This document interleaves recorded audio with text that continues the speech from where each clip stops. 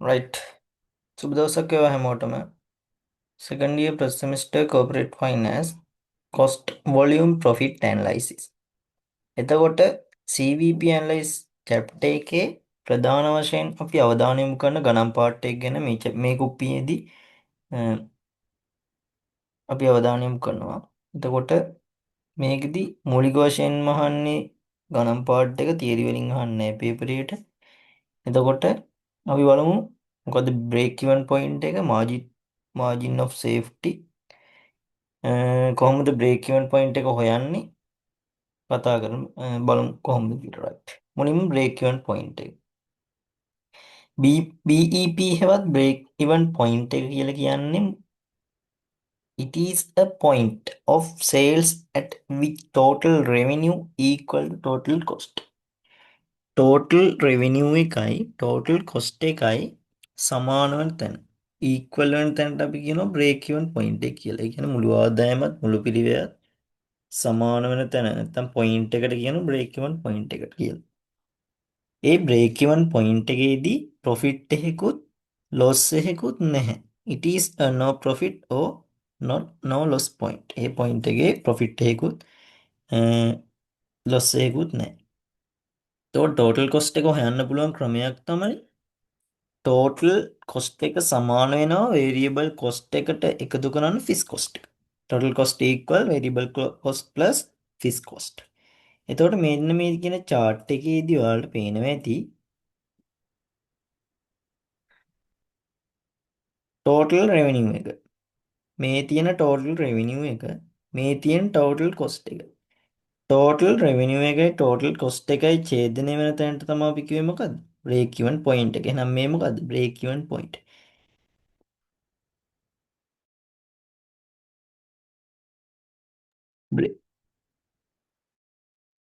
break even point එකේදී මිල P1, break even point එකේදී ප්‍රමාණය Q1. ඒ අනුව total cost එක හොයනවා අපි variable cost එකයි fixed cost එකයි එකතු කරලා total revenue එකයි total cost එකයි equal වෙන තැන point එකට කිව්වා break even point එක කියලා. මේ තියෙන fixed cost එක, මේ තියෙන variable cost එක. මෙන්න මේ දෙකේ එකතුව තමයි total cost එක කියලා කියන්නේ. right? ඊට පස්සේ මේ chart එකේ පේනවා මේ point එකෙන් උඩ තියෙන කොටසයි යට තියෙන කොටසයි profit ප්‍රදේශය සහ loss ප්‍රදේශය. හරිද?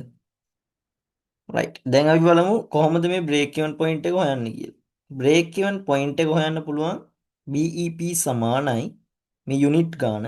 break even point එක හොයන්න පුළුවන් කොටස් දෙකයි රුපියල් ගානෙනුයි unit ගාන. එතකොට unit ගානෙන් හොයනවා නම් fixed cost එක බෙදන්න ඕන contribution per unit එකෙන්. contribution per unit කියන්නේ මොකද්ද? එතකොට contribution per unit එක හොයන්න පුළුවන් අපිට selling price එක අඩු කරොත් variable cost එකෙන්. මෙන්න මේ කියන ඔක්කොම දෙනවා හරිද? contribution එක අපි හොයන්න ඕනේ. හැබැයි selling price එක දෙනවා, variable එක දෙනවා, fixed එක දෙනවා. අපිට margin of safety හොයන්න ඕන, BEP හොයන්න ඕන. හරිද? ඒ විස්තර ගණන්වල අපි බලමු. දැනට BEP හොයන සාමාන්‍ය සූත්‍රය තමයි fixed cost එක බෙදන්න contribution per unit. contribution per unit එක හොයන්නේ කොහොමද? selling price එක අඩු කරන variable cost එක. මේ අනිවාර්යයෙන් මේ සූත්‍ර ටික දැනගන්න ඕනේ. නැතුව අපි ගණන් පාඩ එක හදන්න බෑ. ඊට පස්සේ margin of safety. මේ margin of safety කියන එක මේ chapter එකේ main important point එකක්. ඒතර margin of safety කියන්නේ budget sale එක. budget sale එක අඩු කරොත් break even sale එකෙන් ඒක බෙදන්න ආයේ budget sale එකෙන් ගුණ කරන්න 100. අපිට ගාණ දෙනවා budget sale එක මෙච්චරයි කියලා. ඒක අපි ඒතකොට break even point එක මුලින්ම හොයනවනේ. අන්න එයාගෙන් අඩු කරලා අර දෙන budget sale එකෙන් බෙදලා ගුණ කරන්න 100න්. එතකොට margin of safety හොයාගන්න පුළුවන්. හරිද? මේ සූත්‍ර ටික අනිවාර්යෙන් පාඩම් කරගන්න ඕන. right? දැන් අපි මුලින්ම හෙව්වා break even point unit ගාන දැන් කියනවා රුපියල් ගණනයි. BEP rupees. BEP rupees හොයන්නේ fixed cost එක බෙදන්න CS ratio. CS ratio කියන්නේ contribution ratio කියන එක. CS ratio හොයන්න පුළුවන් contribution එක බෙදන්න sales ratio ගෙන්. දැන් sales ගෙන්. ඒතකොට contribution එක අපි කලින් හොයනවනේ. selling price එක අඩු කළ variable cost එකෙන්. එයා sale එකෙන් බෙදුවම CS ratio. contribution sales ratio. තේනද? right. ඊට පස්සේ මෙදාන මේන් පොයින්ට් එක තමයි ටාගට් සේල් එක. අපි හිතමු ලක්ෂයක් උපයන්න කොච්චර ප්‍රමාණයක් නිෂ්පාදනය කරන්න ඕනද කියලා කිව්වොත් අපි හොයන්න ඕන මෙන්න මේ සූත්‍රයෙන්. target sale equal fixed cost plus කොච්චර අපි හොයන්න ඕනද profit එක divided by CS ratio. CS ratio හොයන්නේ කොහොමද? contribution එක බෙදීම sales වලින්. හරිද? එතකොට අපි කතා කරා margin of safety, BEP rupees and BEP unit and target sale. ඕකේ. අපි බලමු එක්සාම්පල් එක. මේක තමයි මූලික පොයින්ට් ටික. ඊට පස්සේ අපිට අහන්න පුළුවන් කලින් තිබ්බ වේරියබල් කොස්ට් එක 10යි. මේක නිසා 105ක් වැඩි වුණා මොකක් හරි හේතුවක් නිසා. දැන් නවතම BEP එක කීයද? ඒ නිසා කොච්චර ලක්ෂයක් උපයන්න කොච්චර නිෂ්පාදනය කරන්න ඔන්න ඔය වගේ පොඩි පොඩි තොරතුරු දාලා අපෙන් ගණන් අහන්න.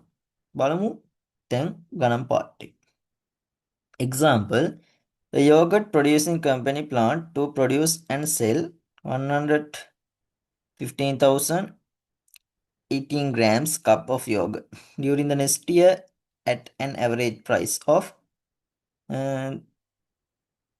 37.15 per unit. Variable manufacturing cost are estimate 15 per unit. Variable marketing cost 7.50 per unit to be sold. Fixed cost එක 715,000 for manufacturing and 3 lakhs for marketing. එතකොට මේකේ දීලා තියෙන්නේ variable cost එක කොටස් දෙකකට දීලා තියෙනවා. එකක් marketing cost එක කියලා දීලා තියෙනවා. අනිත් එක variable manufacturing cost එක කියලා දීලා තියෙනවා. හරිද? ආයෙ දීලා තියෙනවා මේකේ fixed cost එකත් කොටස් දෙකකට manufacturing fixed cost එකයි marketing fixed cost එකයි. මම කියන දේ තේරෙනව ඇති. 80 ග්‍රෑම් කප් යෝගට් නිෂ්පාදනය කරන සෙලින් ප්‍රයිස් එක කීයද? මේ දීලා තියෙන ප්‍රයිස් එක 37යි per unit. 37.50යි. එතකොට ප්‍රොඩියුස් කරනවලු සේල් 1,50,000 නම් ටාගට් සේල් එක දැන් අපි හිතමු සේල් එක කියන්නේ බජට් කියන්නේ මාජින් ඔෆ් සේෆ්ටි හොයන්න අපිට අවශ්‍ය වෙනෝනේ බජට් සේල් එක. මේ බජට් සේල් එක තමයි 1,50,000. තොර වේරියබල් මැනුෆැක්චර් කොස්ට් එක දීලා තියෙනවා කොටස් දෙකයි. එකක් මැනුෆැක්චරින් 15යි අනිත් මාර්කටින් කොස්ට් එක 7.50යි. හරිද? එතකොට ෆිස් කොස්ට් එකත් එහෙමයි දීලා තියෙන්නේ 7,50,000ක මැනුෆැක්චරින් එකක් 3,00,000ක මාර්කටින් එකක්. There will be no year-end work in process inventory. Income taxes are ignore required. අපිට අවශ්‍ය වෙනවලු හොයන්න calculate the company break-even point in the unit and rupees දෙකෙන් මිල්ලලා per year margin of safety. How many unit of yogurt the company should sell in order to මේ කියන්නේ ලක්ෂ 3ක profit එකක් හොයන්න නම් කොච්චර නිෂ්පාදනය කරන්න ඕනද? එහෙනම් target sale එක. ඊට පස්සේ කියනවා suppose the company estimate the variable manufacturing 15% right. මං කිව්වේ 100%කින් වැඩි වෙනවලු මොකද්ද? variable manufacturing cost එක. හරිද? 115කින් වැඩි වෙනවා. දැන් අපිට කියනවා නවතම BEP කීයද? ඉම්පැක්ට් on කියන්නේ බලපෑම. BEP ගේ බලපෑම. එහෙනම් අපි BEP අලුත් එක හොයලා ඒ දෙකේ වෙනස බලන්න. තැන right. අපිට ආන්සර් එක හොයද්දි මුලින්ම මම තොරතුරු ටික මෙහෙම ලියා ගන්නවා. අපිට දීලා තියෙනවා බජට් සේල් එක 1,50,000 යුනිට්. ප්‍රයිස් එක සෙලින් ප්‍රයිස් එක 37.50යි දීලා තිබ්බා. වේරියබල් මැනුෆැක්චරින් කොස්ට් එකයි වේරියබල් මාර්කටින් කොස්ට් එකයි කියන දෙකම මට ඕන වෙනවා. මේ දෙකම ඇවිල්ලා වේරියබල් කොස්ට් එක. හරිද? මේ දෙකම variable cost.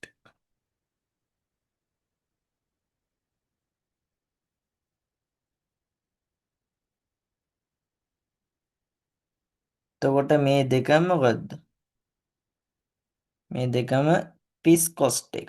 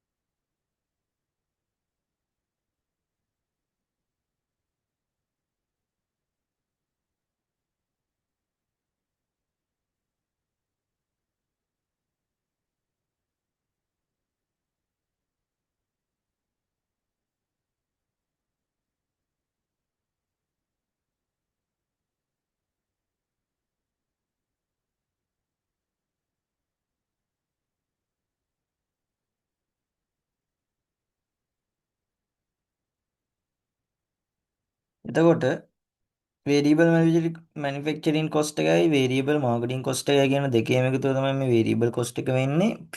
Fix manufacturing cost එකයි ෆික්ස් මාර්කටිං කොස්ට් එකයි දෙකේම එකතුව තමයි මෙතන වෙන්නේ ෆික්ස් කොස්ට් එක. එතකොට ටෝටල් ෆික්ස් කොස්ට් එක ඇවිල්ලා තියෙනවා මේ දෙක එකතුව 1,50,000යි.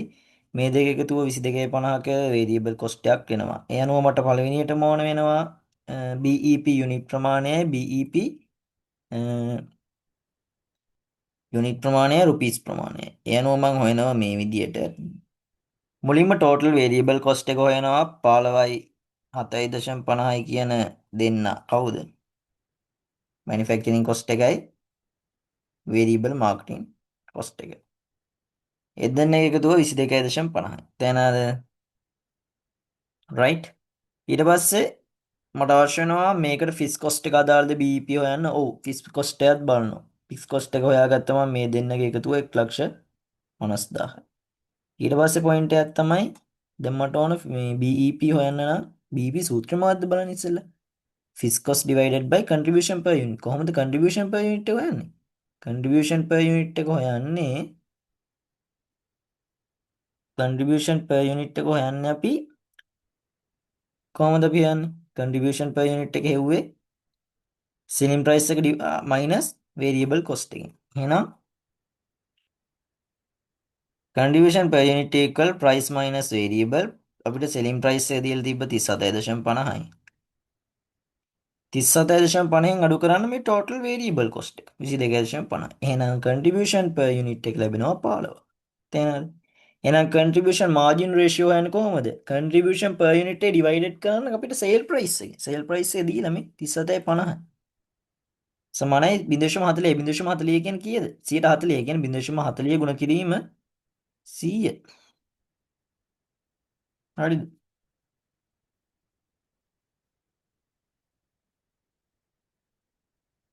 මම හිතුවා තේරෙන්නේ නැති කියලා. ඒතර break even point එක හොයන්න අවශ්‍ය තොරතුරු ටික.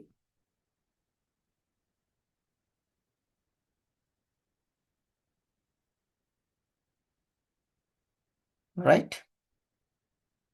මුලින්ම අපි යුනිට් ප්‍රමාණය හොයමු. break even unit equal fixed cost divided by contribution per unit. fixed cost එක තිබ්බේ 1,50,000යි. ඒතර අපි contribution per unit එක හෙව්වා 15යි. ඒක කොහොමද හොයන්නේ? sale එකකින් අඩු කරන්න මේ sorry variable cost එක. variable cost එක අතර දෙයක් දීලා තිබ්බ නිසා දෙකම එකතු කරන්න. හරිද? 15යි අත කියන්නේ manufacturing එකයි marketing එකයි. එතකොට අපිට ලැබෙනවා 15ක්. contribution per unit 70,000ක් යුනිට් තියෙනවා මේ මොනවාද? BEP unit. BEP units. right? ඊට පස්සේ calculate the rupees කියන්නේ BEP rupees අපි හොයන්න ඕන. එහෙනම් කොහොමද හොයන්නේ? break even unit ගන්න price ප්‍රමාණයෙන් ගුණ කරාම හරි. මේ තියෙන BEP rupees. තේනාද? ඊට පස්සේ margin of safety.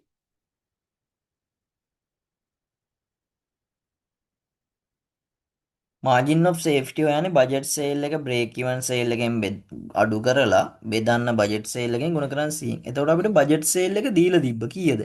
Budget sale එක 1,50,000ක් වගේ මට මතකයි. ඔව් බජට් සේල් එක. මේ තියෙන ප්ලෑන් සේල් එක 1,50,000යි. BEP කීයක් ආවද යුනිට් 70,000. එහෙනම් 1,50,000න් 70,000 අඩු කරලා බෙදන්න 1,50,000න් ගුණ කරන්න 100. එතකොට මාජින් of සේෆ්ටි ලැබෙනවා අපිට 53.33. තේරුණානේ? අපිට ප්ලෑන් සේල් එක දීලා තියෙනවා 1,50,000ක්. BEP ආවා 70,000ක්. ඒ 70,000න් බෙදලා ආයේ සෝරි ප්ලෑන් සේල් එක BEP සේල් එකෙන් අඩු කරලා බෙදන්නේ බජට් සේල් එකකින්ම. තේන ගුණ කරනවා 100. ගුණ කරන්නේ 100න් අපි ප්‍රතිශතයක් ගන්න නිසා.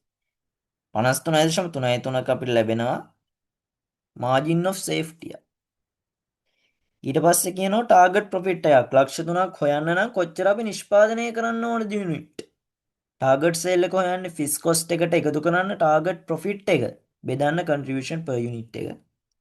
ෆික්ස් කොස්ට් එක දීලා තිබ්බ 1,50,000යි අතන මැනුෆැක්චරින් එකයි මාර්කටින් ෆික්ස් කොස්ට් දෙකම ගත්තා. ඒ දෙක එකතුව 1,50,000යි. ඒකට එකතු කරන්න ටාගට් ප්‍රොෆිට් එක ලක්ෂ 3. මොකද මේ ටාගට් ප්‍රොෆිට් එක අපිට ගානේ දෙනවා. බෙදන්න කන්ට්‍රිබියුෂන් per යුනිට් එක. අපිට කන්ට්‍රිබියුෂන් එක අපි හෙව්ව උඩ කීයද? මේ තියෙන කන්ට්‍රිබියුෂන් per unit එක 15. 15න් බෙදුවම 90000 කියනම මොනවද? ටාගට් ප්‍රොෆිට් එක. අපිට ඒක රික්වයර්ඩ් රෙවෙනියු එක හොයන්න ඒක ගුණ කරන්න සේල් ප්‍රයිස් එක. එතකොට ලැබෙනවා 3 ලක්ෂ සෝරි 33,75,000ක්. රයිට්? දැන් තමයි පොයින්ට් එක. අතන අපිට සාමාන්‍යයෙන් BEP rupees BP unit target sale එක මාජින් ඔෆ් සේෆ්ටි හොයාගන්න පුළුවන් නේ. ඒක සාමාන්‍යයෙන් සූත්‍ර ටික දන්නව නම් ආදේශ කරලා කන්ට්‍රිබියුෂන් per unit හොයන සූත්‍රය දන්නව නම් මේ ටික නිවනින් කටපාඩම් කරගන්න නැතුණු ගණන් හදන්න බෑනේ. මොකද අපිට ගානෙත් දෙන්නේ නැහැ මේ ටික. හරිද? ඒ නිසා අනිවාර්යෙන් මේ ටික පාඩම් කරන් ලකුණු මම හිතන්නේ 15ක් 20ක් විතර පේපරේ ඒ නිසා ගොඩක් වටිනවා. එතකොට මෙතන පොයින්ට් එකේ කියනවා D වේරියබල් මැනුෆැක්චරින් කොස්ට් එක වැඩි වෙනවලු 115කින්. දැන් අපි හිතමු තිබ්බ 100ට අපි හිතමු 20ක් තිබුණ මැනුෆැක්චරින් කොස්ට් එක. දැන් පෙරනේ 20. දැන් 115කින් වැඩි වෙලා. රයිට්. එතකොට අපි බලමු ගානට අනුව දැන් මේකේ තිබ්බ නේද වේරියබල් කොස්ට් දෙකක්. එකක් මාකටිං කොස්ට් එක අනිත් එක මැනුෆැක්චරින් කොස්ට් එක. මාර්කටිං කොස්ට් එක වෙනස් වෙනවද නැහැ.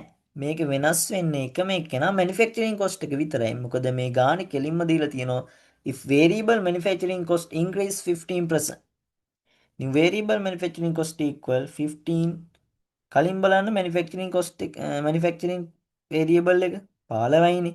මේ 15 දැන් 115කින් වැඩි වෙනවා. 15 115කින් වැඩි වෙනවා කියන්නේ 1.15යි 17.25යි. හරිද? 15ට 115ක් බලන්න. එතකොට ලැබෙනවා 15ට 115ක්. මොකද කලින් 15යි තිබ්බේ 115කින් වැඩි වුණා 2.25. 15 ධන 2.25.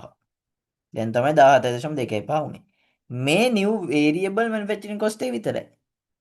අතන තිබ්බ නේද කලින් මේක මොකද සෝරි මාර්කටිං variable එක. එහෙනම් මාර්කටිං එක එකතු කරන්න 7.50. එයා වෙනස් වෙන්නේ.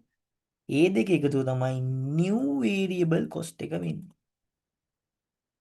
එතකොට දැන් ඔක්කොම variable cost එක කීයද? 24.75.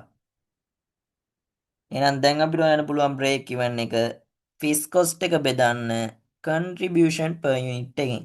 fixed cost එක වෙනස් වුණාද? නෑ 1,50,000ම තමයි. 1,50,000 නෙවෙයි 10,50,000 sorry. එයා බෙදන්න ඕන අපි contribution per unit එකෙන්. contribution per unit කියන්නේ කීයද? sale price එක 37.50යි. අලුතෙන් ආව variable cost එක 24.75යි 12.75යි. එතකොට අපිට ලැබෙනවා 82,352.94. අපි අවසාන අගයට වටේල ගමු 82,353. දැන් බලමු අපි කලින් කීයක් තිබුණද බ්‍රේක් ඉවන් පොයින්ට් එක දැන් කීයක් තිබුණද කියලා. කලින් 70,000යි. දැන් 82,353යි. කීයක් වැඩි වෙලාද? අන්න ඒක තමයි effect එක. අරක ඉතින් මේ රුපියල් වලින් හොයන්න ಗುಣ කරන්න සේල් ප්‍රයිස් එකෙන්. මහ ලොකු දෙයක් නෑ නේද? ඔන්න ඔක තමයි සම්පූර්ණ ගාන මේ CVP ඇනලයිස් එකෙන් මහ ලොකු දෙයක් නෑ. අපිට ඉස්සෙල්ලාම දැනගන්න ඕන කොහොමද BEP හොයන්නේ. මොකද්ද BEP කියලා කිව්වේ? මුළු ආදායමයි මුළු පිරිවැයයි ඡේදනය වෙන තැනකට කිව්ව එතන පොයින්ට් එකක් ආවේ. ඒ පොයින්ට් එක බ්‍රේක් ඉවන් පොයින්ට් එක. මේ ටෝටල් කොස්ට් එක හොයනවා අපි ටෝටල් වේරියබල් කොස්ට් එකයි ටෝටල් ෆික්ස් කොස්ට් එකයි එකතුව. එතකොට අපිට වේරියබල් කොස්ට් එකයි ෆික්ස් කොස්ට් එකයි දෙනවා මේ BEP හොයන්න. එතකොට මේකෙදි හොයන ප්‍රධානම ගණන් ටික තමයි BEP රුපීස් සහ යුනිට්. එතකොට BEP හොයන්න නම් අපිට contribution per unit එක දැනගන්න ඕන. contribution per unit එක හෙව්වා අපි sales price එකෙන් අඩු කරා variable cost එක. එතකොට අපි හොයනවා margin of safety. margin of safety දෙනවා අපිට budget sale එකක් දෙනවා. budget sale එකෙන් BEP sale අඩු කරලා ආයේ බෙදන්න budget sale එකෙන් එයා ගුණ කරොත් 100න් අපිට margin of safety හොයාගන්න පුළුවන්. ඊට පස්සේ අපිට දෙනවා BEP රුපීස් හොයන්න පුළුවන් අපිට BEP යුනිට් ගාන සේල් ප්‍රයිස් එකෙන් ගුණ කරලා. ඊට පස්සේ අපිට දෙනවා ටාගට් සේල් එක හොයන්න. ටාගට් සේල් එක අපි හිතමු ලක්ෂ 3ක් නම් ලක්ෂයක් හොයන්න නම් කොච්චර නිෂ්පාදනය කරන්න ඕනද? ලක්ෂ 5ක් නිෂ්පාදනය කරන්න කොච්චර අපි නිෂ්පාදනය කරන්න ලක්ෂ 5ක ලාභයක් හොයන්න නම් කොච්චර අපි නිෂ්පාදනය කරන්න ඕනද කියන එක හොයන්නේ ටාගට් සේල් එකෙන්. ටාගට් සේල් එක හොයනවා ෆික්ස් කොස්ට් ප්ලස් අපිට ඕන ප්‍රොෆිට් එක බෙදන්න CS රේෂියෝගෙන්. රයිට්. ඊට පස්සේ ඔන්න ඕක තමයි ප්‍රධානම ගණන් ටික. මේ ටිකෙන් අහන දෙයක් නෑ. මේ ටිකේ ගණන් ටික පාස් පේපර් ටික හදාගත්තම හරි. මේකේ අහන එකම පොයින්ට් එක තමයි අපිට දෙන වේරියබල් එක හෙවත්. වේරියබල් එක නැත්තම් ෆිස් එක.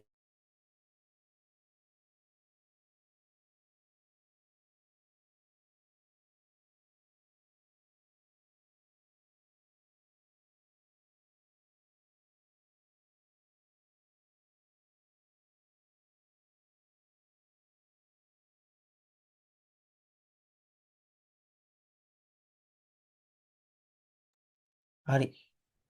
අතර මේක දැනගන්න ඕන අපි දැන් මම කිව්වේ BP කියන ටික BB set BP මේකේ අහන්න පුළුවන් එකම පොයින්ට් එක තමයි variable cost එකයි fixed cost එකයි ඒක increase වුණොත් decrease වුණොත් කොච්චර බලපෑම BP වලට වෙනවද. ඒක නිසා අපි හිතමු ආයේ ඒක නිසා ප්‍රොෆිට් එකට මොකද්ද වෙන්නේ ලක්ෂයක ප්‍රොෆිට් එකක් හොයන්න කොච්චර නිෂ්පාදනය කරන්න. අන්න ඒ වගේ ප්‍රශ්න අහන්න පුළුවන්. ඔය පාස් පේපර් වල තියෙනවා. ප්‍රැක්ටිස් කරන්න. ඔයෙන් ඔයට එහානම් අහන්න හැ. මිතර මේක එච්චර අමාරු චැප්ටර් එකක් නෙවෙයි කියලා. රයිට්. මොනවයි ප්‍රශ්න තියෙනම් කමෙන්ට් එකක් දාන්න. Right, thank you.